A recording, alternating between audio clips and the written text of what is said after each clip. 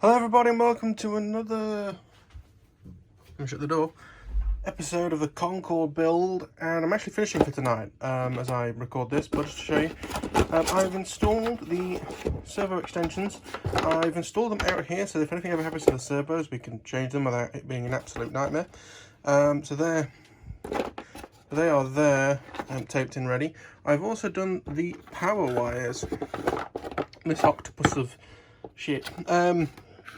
It wouldn't be an octopus, it'd be a decapus. It has 12 wires, that's why. So I've got the XT60 run up to the front because it's going to be run on 4S this. We've also got the wire that's going to go to a beck. I was going to solder this onto the XT60 itself, but I don't like doing that for two reasons. One, well, the reason why I like doing it is because it doesn't matter if anything past this point breaks, we still have servo power and receiver power, so we could try and glide it back if there's some, you know, the whole back could be on fire. Not that that's ever happened to a CONCORDE before. And then we can basically take it from there. But the two things I don't like about that is the fact that I accidentally put the heat shrink on before doing it. So that's a small problem. And also, because this is where you're putting sometimes quite a bit of force on to unplug it, you can accidentally sort of break the wire off. So it's actually safer down the back. So this is just like a mini quad distribution board. For the power going in, we have the power going out. We have this, as I say, the two little wires to feed back up for the beck. So in terms of wiring, I need to actually, well, feed all this in. As you see, I've cut little sort of nicks with a file in the wing. So I need to do the same for these wires, because of course there's two wires for each, because there's 4 motors. As well as also wiring up wire leads for all the throttle stuff. I was going to have everything on separate channels and blah blah blah blah, but I'm not doing that anymore. I also said at the beginning I was going to have a servo here so we could run like independent servos, but I'm just going to use the torque rod. We'll figure it out, just because trying to find another servo is going to be a nightmare. Or to install another servo is going to be a nightmare. So I'm going to sort of pack all this up for tonight, but this is sort of the first step on a little while, because I've kind of not been in the mood to do this. Once I get this wiring done, we can actually start sheeting. I have a sheet already semi-cut. I believe it's actually placed on the other side, but goes up to sort of there-ish. All goes down, and we'll glue that down, probably with PVA.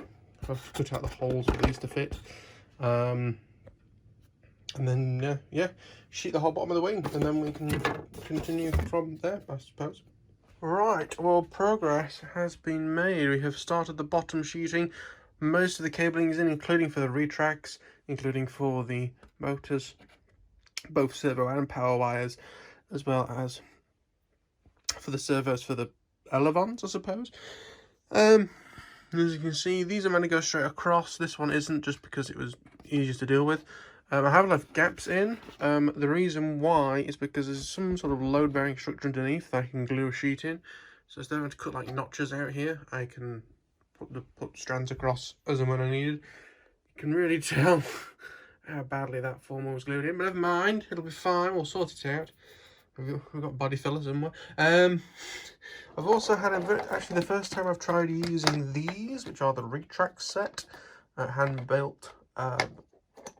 Possibly not by Tony, his name's Tony, but they're certainly handmade.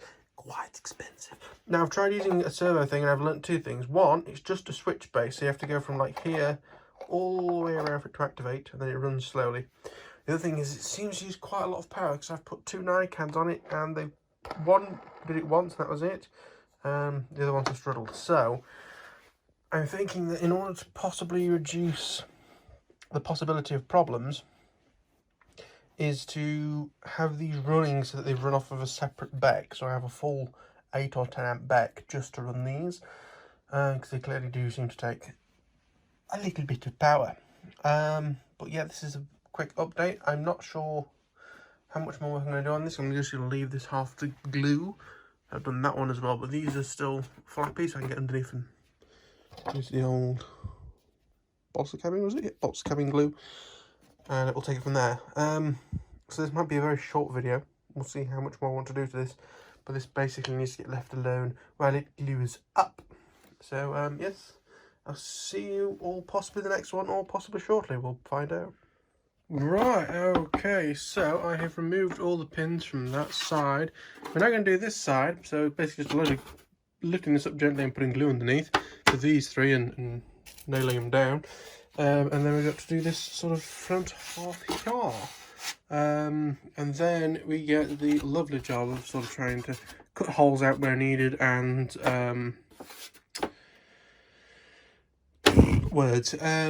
fill in the gaps that I've left. So obviously we've got power cables running under here and under here. We've got servo panels here and obviously on the other side. And also somewhere we have retracts, but from what I can work out, this crack is exactly where the retract hole starts. So we can try and get to that at a later date. I am going off of the instructions, but the whole sort of sheeting process is sort of my own creation. It might be a mistake, but we'll see what happens.